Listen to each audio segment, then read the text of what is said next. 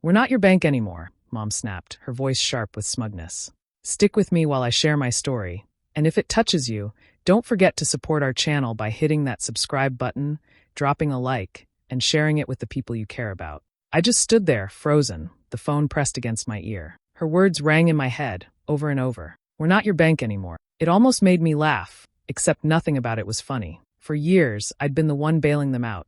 Every overdue bill, every emergency my parents couldn't handle. And now, when I finally said no, Mom acted like I was the one draining her. Mom, I said quietly, trying to stay calm. I just can't keep doing this. I'm barely keeping up myself. Her tone turned cold. Then maybe you should stop acting like we owe you something. You've had it easy. We raised you, didn't we?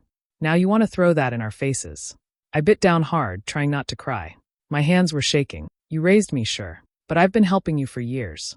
Rent, groceries, Dean's tuition. Enough, she snapped. We're not your bank anymore. Then she hung up. Just like that.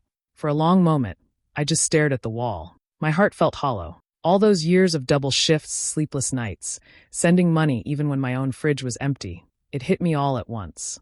Maybe my mom never saw me as a daughter. Maybe I was just a wallet with feelings she didn't care about. I walked over to the small kitchen table in my apartment, the one with one broken chair leg I still hadn't fixed, and sat down. The silence was loud. I thought about all the times she'd called crying, saying Dad's investment fell through or Dean's car broke down again. Every time, I'd sent what I could. I skipped vacations, ignored my own birthdays, and told myself it was love. That's what family did. But that phone call, it broke something. Not just my trust, something deeper. I remembered last Thanksgiving. Mom had invited me over, but the moment I walked in, she bragged to her friends about how her daughter paid all their bills. Everyone laughed like it was some funny joke. I had smiled, pretending it didn't sting. Now I saw it for what it was, control. She didn't want help. She wanted power. My phone buzzed. Another message from her. You need to stop acting like a victim. We've done plenty for you. I stared at it, my chest tight. Then, for the first time, I didn't reply. The room felt still, almost peaceful, like the air had shifted. I took a deep breath and set my phone face down. No more sending money. No more excuses. No more guilt trips disguised as love. That was the last conversation we had that month. For the first time in my adult life, I didn't rush to fix anything. I didn't apologize. I didn't chase after her approval. And even though it hurt, a small part of me, the part that had been quiet for years, finally felt alive. Because maybe love shouldn't come with an invoice. And maybe being done doesn't mean giving up. It means waking up. That night, as I lay in bed staring at the ceiling, her words echoed again in my head. We're not your bank anymore. I whispered back into the dark, almost smiling this time. Good. Because I'm not your paycheck anymore either. Lena used to believe that family meant sacrifice. Back in her early 20s, she carried that belief like armor. Every morning started before sunrise, coffee gone cold on the counter, uniform in one hand, bus pass in the other. She worked at the hospital by day and cleaned offices at night. Sleep came in pieces, never more than a few hours. Her paycheck disappeared the moment it arrived. The mortgage payment hit first. Her parents' house had been on the verge of foreclosure after her dad's investment in a friend's business went nowhere. Then came groceries, gas money for her brother Dean, and whatever bills her mother said couldn't wait. Family comes first, her mom would remind her, always with that soft, heavy tone that made guilt sound like love. Back then, Lena never questioned it. She thought being a good daughter meant giving everything she had. When her mom cried over overdue bills, Lena would drop everything. When Dean wrecked his car, she emptied her savings without hesitation. She kept telling herself it was temporary, that one day things would settle, and her parents would stand on their own again. But they never did. Her father, once proud and confident, barely looked her in the eye anymore. He called her his little safety net, like it was a compliment. Her mother, Corinne, praised her to neighbors. Arlena's so responsible, pays all the big stuff for us. But behind closed doors, that praise turned to expectation. If Lena ever hesitated, Corinne's voice would go sharp. We've done everything for you. You can't turn your back on us now. Lena lived in a tiny apartment with thin walls and flickering light. Her mattress sat on the floor, her fridge half empty. She told herself it was fine, that her family's comfort mattered more than her own. On nights she worked double shifts, she'd scroll through listings for better places to live, then close the screen, knowing she couldn't afford it after another transfer to her parents' account. When friends invited her out, she always declined. Can't tonight, she'd say, pretending it didn't bother her. The truth was, she couldn't remember the last time she'd spent money on herself. Every dollar carried someone else's name. Her life became a cycle. Work, send money, repeat. The rare times she visited her parents' home, she'd find new things, fresh furniture, a shiny TV, Dean's latest gadget. her mom would smile and say, "We deserve a little comfort, don't we?" Lena would nod, pretending she didn't notice how her own shoes had worn thin. Sometimes, when she lay awake before dawn, exhaustion heavy in her bones, she'd wonder if they saw her as a person or just a solution. Then guilt would flood in, washing the thought away. Family comes first, she'd remind herself again, the phrase carved deep like habit. Years passed like that, birthdays missed, savings gone, dreams postponed. She never said no. Not once. Every request sounded urgent, every need dressed as love. And through it all, Lena kept moving, believing loyalty was the same as love. Until the day came when her mother's voice cut through that illusion, sharp and final. That was when Lena finally understood what all those years had really cost her. Corinne had a way of turning guilt into a performance. Every time Lena tried to set a boundary, her mother switched from anger to tears in a heartbeat. "I'm such a terrible mother," she'd say, voice trembling just enough to sound believable. "I must have failed you somehow if helping your own family feels like a burden." Lena would freeze, words caught in her throat. The guilt always landed first, heavy and familiar. Corinne knew that silence meant surrender. Within minutes, she'd be calm again, thanking Lena for understanding, already moving on as if nothing had happened. At Sunday dinners, the act continued. Corinne would beam in front of neighbors, bragging about how her daughter took care of everything. The room filled with admiration, and Lena sat quietly, the praise cutting sharper than any insult. It wasn't pride, it was ownership. Corinne wasn't proud of her, she was proud to have her. Dean was worse. He never worked a day that lasted longer than a week. He'd sit on the couch, scrolling through his phone, smirking when Lena handed over envelopes of cash. "You just love being the hero, huh?" he'd joke. "Makes you feel important." At first, Lena ignored him. Then one day, she caught the way Corinne laughed at the remark. Not a nervous laugh, an amused one. That sound stayed with her long after she left the house. Phone calls followed the same script. Corinne started with warmth, then a small complaint, then a hint of crisis. "I hate to ask," she'd sigh. "You know how bad things have been." If Lena hesitated, the guilt arrived right on cue. "Forget it, honey. We'll figure it out somehow. Don't worry about your poor old parents." It always ended the same way. Lena sending money, heart sinking, knowing the problem would return in a week under a new name. The shift was slow but steady. The more she gave, the less they saw her as family and more as a safety net. Every gift became expected. Every act of care turned into obligation. Corinne didn't even say thank you anymore. Just, "You're such a good girl," in that rehearsed tone that made Lena feel small. One evening, while visiting, Lena overheard her mother talking to a neighbor on the porch. "Arlena's the responsible one," Corinne said proudly. "Pays for everything, even Dean's stuff. She can't help herself, always needs to fix things." Lena stood in the hallway listening. The words twisted in her chest. That wasn't love, it was exploitation dressed up as virtue. She wanted to walk out and never look back, but something kept her rooted. Maybe it was habit, maybe fear, maybe the hope that if she just kept giving, they'd finally see her worth. Instead, it only got worse. Dean started calling her the sponsor. Corinne laughed along. When Lena tried to talk about feeling used, her mother sighed dramatically. "After all we've been through, you think we're the bad guys?" Lena didn't answer. She realized there was no point. Every conversation turned back on her. Every attempt to be honest made her the villain. Driving home that night, she gripped the wheel so tightly her knuckles went white. For the first time, she didn't cry. She just felt empty. That was when something inside her shifted, a small, quiet awareness that maybe this wasn't family at all. It was a cycle she'd been trained to keep alive. Lena's eyes burned as she stepped out of the hospital's back door, the night air thick and cold. 16 hours on her feet, her scrubs stained, her legs aching so badly she could barely stand. She didn't even make it to her car before her phone started buzzing in her pocket. One glance at the screen, Mom, and her stomach tightened. She thought about ignoring it, just for one night. But guilt still had its claws in her. She answered. "Hey, Mom," she said, her voice hoarse. Corinne didn't bother with small talk. Dean's car broke down again. Transmission, or whatever. It's gonna be a couple thousand. Lena leaned against the wall, closing her eyes. "Mom, I can't. I just worked 16 hours straight. I'm behind on my own bills." Corinne sighed loudly, the kind of sigh that said, "You're already disappointing me. It's always something with you lately. You used to care about this family." "I still care," Lena said quietly, "but I can't keep fixing everything. Dean needs to handle his own stuff." "Dean's trying," Corinne shot back. "You know how hard things have been for him." "Hard? He hasn't kept a job for more than 2 weeks, Mom." There was a pause. Then that familiar edge slipped into her mother's tone. "Wow, you sound just like those people who think they're better than everyone once they have a steady paycheck. We didn't raise you to be selfish." Lena pressed a hand to her forehead, exhaustion mixing with anger. "This isn't about being selfish. It's about me not drowning anymore." Corinne's voice grew sharper. If you don't want to help, fine. We're not your bank anymore. For a heartbeat, everything went still. Lena almost laughed, bitter and tired all at once. My bank, she said slowly. Mom, I've been the one sending money. For years.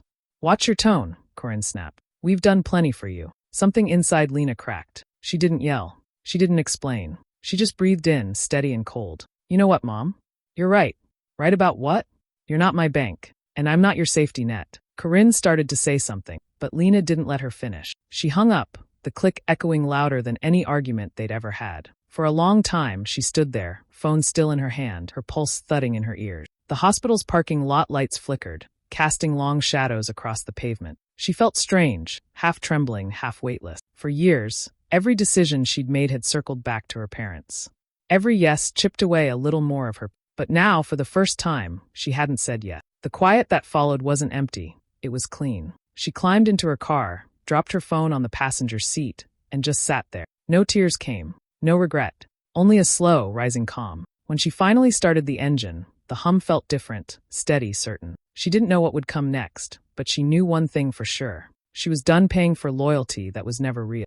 The first morning without a single message felt strange. Lena woke up expecting the usual string of missed calls, long texts filled with guilt, or new emergencies. But her phone was silent. The quiet didn't feel peaceful at first. It felt foreign, like she'd stepped into a life that didn't quite fit yet. She left it on the table, screen face down, and went about her day. Work, coffee, laundry. No interruptions. No demands. Just stillness. By the third day, the messages started. Corinne's voice filled her voicemail box, each one layered with practiced emotion. Honey, we're worried. Please call back. You're scaring me. Lena, this isn't like you. Don't punish us for caring. You think shutting us out makes you stronger? You're breaking your mother's heart. Lena listened to each one once, then deleted it. She didn't reply. Weeks slipped by. The tone shifted. The concern turned into irritation. Then came anger. Fine, if this is how you want to be. Don't come crawling back when you realize what you've done. We gave you everything, and now you act like we're strangers. Her chest would tighten every time she heard those words, but she held firm. She didn't know an explanation anymore. One night, there was a loud knock at her door, 3 hard hits that made her flinch. Dean's voice followed, thick with annoyance. Open up, Lena. Mom's losing it over this.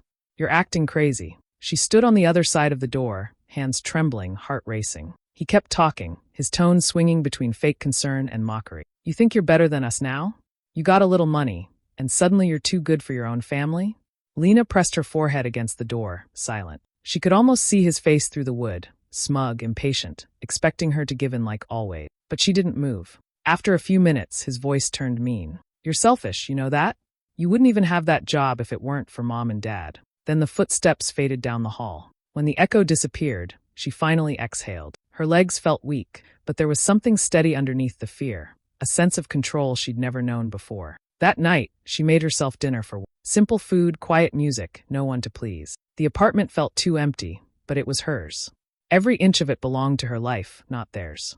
The silence grew familiar over time. It didn't sting anymore. It settled in like a soft blanket, calm and real. Some evenings, she'd glance at her phone, half expecting it to light up again with their names. But when it stayed dark, she smiled a little. She wasn't running anymore. She wasn't explaining. And in that quiet, between the fear and the freedom, Lena realized something new had begun. For the first time in her life, her peace wasn't something she had to earn. It was something she chose. The message came on a quiet Saturday afternoon. Corinne's tone was clipped, almost businesslike. Come get your stuff from your old room. We need the space. No greeting, no warmth. Just that. Lena stared at the text for a long time before replying. She typed okay and hit send. Nothing more. 2 days later, she drove back to the house she hadn't stepped inside in months. The front lawn was still neat, the porch still lined with her mother's flower pots. It looked exactly the same, but she felt none of the comfort she used to. The door was unlocked, like always. Corinne didn't come to greet her, just called out from the kitchen. Your things are still in the closet. Don't take all day. Lena walked down the familiar hallway, each step heavier than the last. Her old room smelled faintly of dust and the vanilla candles she used to burn. The walls still held faded posters from high school, the kind she'd once dreamed in front of, imagining a life far from this town. She opened the closet, expecting to find only boxes of clothes and old notebooks. Instead, behind a stack of worn blankets, she spotted a small cardboard box labeled in her mother's handwriting, Lena, old mail. Curious, she pulled it out and sat on the edge of the bed. Inside were dozens of envelopes, most of them yellowed at the edges, all addressed to her. The first one she opened had the emblem of a college she'd once applied to, a scholarship offer, full tuition, her name printed neatly across the top. Her breath caught. She opened another offer, different school, same year. Then another. Her hands began to shake. Dozens of them, letters she'd never seen. She could hear her mother's voice from years ago, calm but firm. You weren't ready to move out yet, sweetheart. School's too far. You'll thank us one day. The words twisted now, sharp with new meaning. It wasn't protection. It was control. Corinne hadn't wanted her to go, not because she was worried, but because losing Lena meant losing her provider. Lena stood up, the letters still in her hand. Mom, she called out, voice unsteady. Corinne appeared in the doorway, arms crossed. What? Lena held up one of the envelopes. You hid these. Corinne barely glanced at them. Oh, that old stuff? You weren't ready. You would have dropped out in a month. I saved you from making a mistake. Lena's chest felt tight. Saved me? You took my choices. You lied to me. Corinne's expression didn't change. You should be thanking me. You stayed close, didn't you? You helped this family. You've done well for yourself. What's there to complain about? The calm in her mother's tone made Lena's stomach turn. There was no regret, no guilt, just justification. She looked down at the letters again, the paper trembling between her fingers. Years of effort, years of loyalty, all built on a lie. Without a word, she gathered the box, carried it to her car, and left. The house shrank in her rearview mirror until it disappeared completely. By the time she reached her apartment, the anger had settled into something quieter. Not shock, not sadness, just the hollow understanding that her life could have been entirely different if her mother hadn't decided otherwise. And for the first time, Lena stopped wondering why her mother had done it. She knew now. Control had always mattered more to Corinne than love ever did.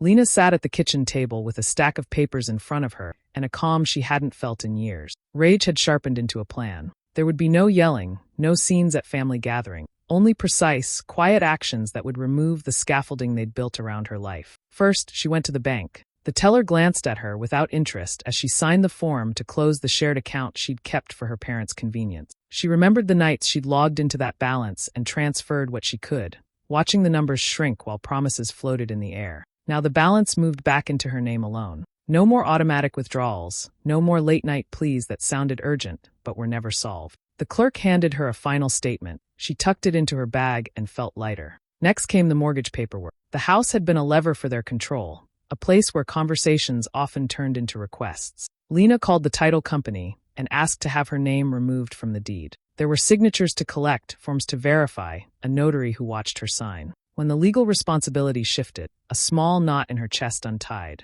This wasn't spite. It was a boundary with weight. She would no longer be held liable for choices she hadn't made. Her car sale felt almost ceremonial. She cleaned it carefully, wiped down the seats until they shone, as if polishing an old promise. The buyer arrived with cash in hand. The deal was quick, polite, and final. Watching the taillights disappear as the car drove away was a strange mixture of grief and relief. That vehicle had been her shuttle between job shifts and family obligations. Selling it meant leaving the familiar routes behind. Lena rented a small storage unit for the things she couldn't carry to a new life. Childhood mementos, textbooks, a few boxes of papers. Most of her furniture she gave away to co-workers who needed it more than she did. She bought a one-way ticket to a city several states away, a place she'd never visited but had dreamed about in the margins of hospital breaks. The move itself was quiet. She packed with a focused efficiency, every item folded and placed with purpose. Before she left, she arranged one more measure. She sat down at her small desk and wrote. Her handwriting was steady, each sentence deliberate. She didn't try to hurt them with barbs. She wanted clarity, a ledger of truth they couldn't dismiss as an emotional outburst. She listed concrete things. The tuition payments she'd covered, the months she'd worked double shifts to cover utilities, the scholarship letters hidden away, the times she'd foregone rest or food to transfer funds. She spoke plainly about the weight of constant obligation and the slow erosion of self that followed. At the end she wrote, without flourish, that she was leaving to build a life that wasn't indebted to anyone's demand. She folded the letter and slipped it into a thick envelope. It was addressed to Corinne and Dean together. No drama, no separate pleas. Then she left it on the kitchen table, where it would be unavoidable. She didn't wait to witness their reaction. The point was not to watch them crumble, but to set a final boundary that could no longer be ignored. On the morning she left, Lena paused at the threshold, took a breath, and felt an unfamiliar steadiness. The house behind her hummed with the ordinary sounds of lives continuing without pause. A clock, the distant murmur of a radio, footsteps. She didn't walk away with triumph in her step.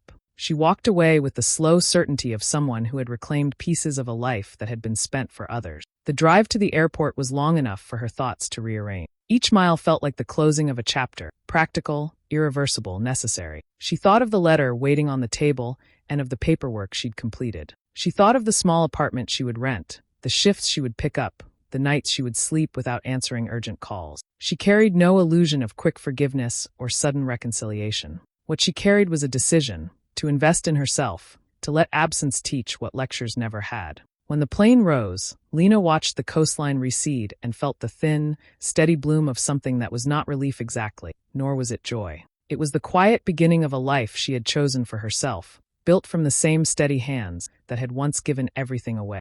The letter waited on the kitchen table, pale against the dark wood. Corinne found it first, her name written neatly on the front in Lena's careful script. She hesitated before touching it, eyes narrowing as if expecting an accusation to leap from the page. Dean wandered in from the living room, curious. "What's that?" he asked, glancing at the envelope. "Something your sister left," Corinne murmured, sliding a finger beneath the flap.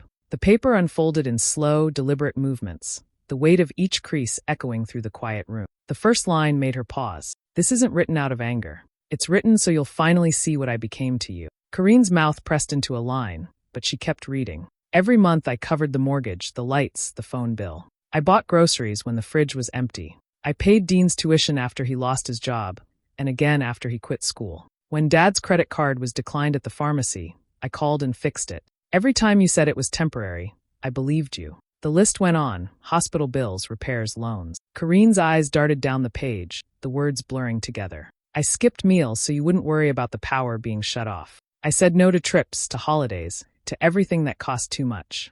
I did it because I thought love meant sacrifice. But it was never about love, was it? It was about control." Her breath caught for a moment, but she didn't stop. "When I found those letters you hid, I understood why you wanted me close. You didn't want me to grow, you wanted me available. You took my choices and dressed them as protection. You said I'd thank you one day. This is that day." Dean leaned over her shoulder, snorting. "She's being dramatic." Corinne shot him a warning look, but said nothing. Her hand trembled slightly as she turned to the last page. "I'm not angry anymore. I'm done. You don't need to worry about the bills or the house or the next emergency. They aren't mine to fix. I've removed my name from everything tied to this address. You didn't lose a daughter. You lost your ATM." The silence that followed was heavy and still. Corinne read the final line twice, as if repetition might soften it. It didn't. She folded the paper slowly and set it back on the table. Her face was unreadable, but her hands betrayed her, fingers twitching, knuckles whitening. Dean laughed, shaking his head. "She's bluffing. She'll come around. She always does." Corinne didn't respond. She stood, went to the counter, and poured herself a glass of water. The faucet sputtered once, then stopped. She turned the handle again. "Nothing." Dean frowned. "What's wrong with the water?" She didn't answer. Her eyes moved toward the stack of unopened mail near the sink. Red-stamped envelopes sat on top. Final notice. She tore one open. The electric company's logo stared back at her. Payment overdue. Disconnection scheduled. Dean grabbed another letter, the mortgage statement. His expression shifted. "Mom, it says payment not received." Corinne sat down, the letter still in her hand. The house was too quiet. The refrigerator's hum was gone. Outside, the afternoon sun dimmed as if the world itself held its breath. For years, she'd taken Lena's steadiness for granted, assuming it would always be there, dependable, unquestioning. Now the absence of it was louder than any argument. Dean tossed the papers onto the table, his earlier smirk fading. "What are we supposed to do now?" Corinne didn't look up. Her eyes stayed fixed on the final line of Lena's letter, the words that refused to fade. "You didn't lose a daughter. You lost your ATM." For the first time, she understood the cost of what she'd taken for granted. Not the money, but the person behind it. The house began to change in quiet, unmistakable ways. First, the mail piled higher, unopened envelopes turning from white to pale pink to urgent red. Then came the phone calls. Numbers Corinne didn't recognize, voices reminding her about due dates, late fees, balances owed. She told each caller it was a mistake, that her daughter handled those things. But they kept calling, and the truth settled heavy in her stomach. The electricity flickered more often. One evening the lights went out completely. Dean groaned from the couch.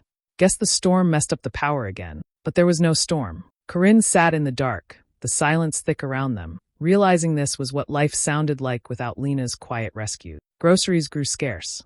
The fridge hummed weakly on the days the power held, half empty except for condiments and leftovers. Dean pawned a few electronics, but the money barely stretched past a week. His friends stopped coming by once he couldn't offer beer or a working TV. The mortgage company called next. Corinne's voice trembled as she tried to explain, saying payments must have crossed in the mail. The woman on the other end spoke gently but firmly. We've given multiple extensions, ma'am. There's nothing more we can do without payment. When the letter arrived, bold black print across the top, foreclosure pending, Corinne stared at it for a long time before setting it aside. She couldn't bring herself to show Dean. He'd only shrug, pretending it wasn't real. Days stretched into weeks. The answering machine blinked with messages Corinne couldn't bear to play. When she finally pressed listen, the voice was from the bank, confirming the account had been closed months ago. Her throat tightened. She'd known, but hearing it out loud made it real. Dean grew restless, pacing the living room, blaming everyone but himself. You should have made her talk to us, he muttered. You always let her get away with everything. Corinne didn't answer.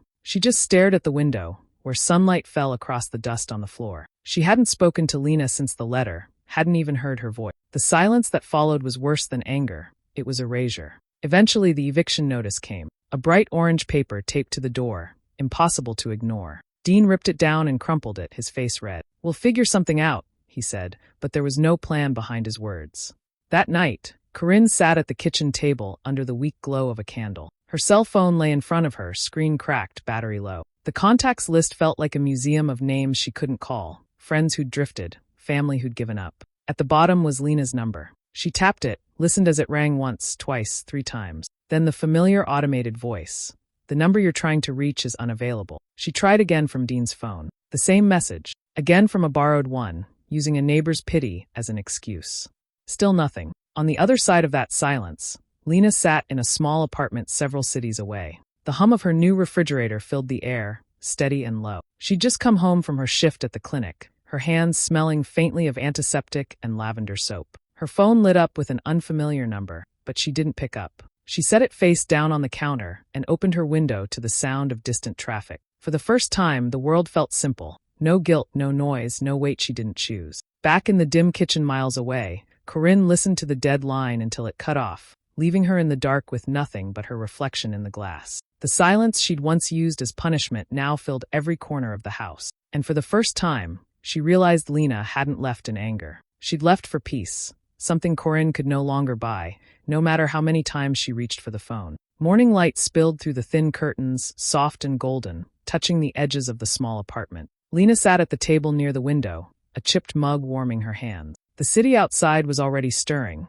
distant traffic, footsteps on the sidewalk below, a faint echo of laughter carried on the breeze. It sounded like a world that didn't need her to save it. Her new place was modest, but hers entirely. The air smelled faintly of fresh paint and brewed coffee. The walls were bare, the furniture simple, but there was no clutter, no unpaid bills stacked on counters, no ringing phone demanding urgency. Just quiet. She watched a bird land on the balcony railing, feathers puffed against the cool air. For a moment, she thought about how strange peace felt. It wasn't excitement or relief. It was something steadier, something that lived in her bones instead of her thoughts. The mug left a small ring on the table as she set it down. The hum of her refrigerator filled the silence, steady and predictable. She hadn't realized how much she'd come to value ordinary sounds, the ones that didn't carry tension. Her phone buzzed once, vibrating against the wooden surface. Unknown number. She stared at it for a few seconds, feeling the familiar tug of habit, the instinct to pick up, to listen, to fix.